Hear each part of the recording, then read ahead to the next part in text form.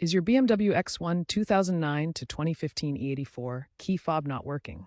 Remote locking, unlocking unresponsive, or comfort access failing? In over 70% of cases, it's just the battery. The standard battery is a 3-volt CR232 coin cell. First, confirm the battery is the issue. Common symptoms include key not detected errors or the iDrive screen showing a low battery warning.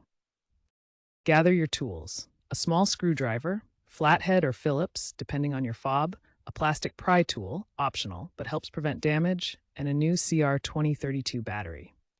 Lithium-ion alternatives may offer longer life. To prep, find a clean, well-lit workspace. Remember, incorrect battery polarity can damage the fob, so pay close attention during removal and installation. Carefully pry open the key fob. Some fobs have a screw securing the case, others use clips. Use a plastic pry tool or screwdriver to gently separate the halves. Once open, note the battery's orientation with plus and minus sides marked. Use the pry tool or screwdriver to gently remove the old battery from its holder.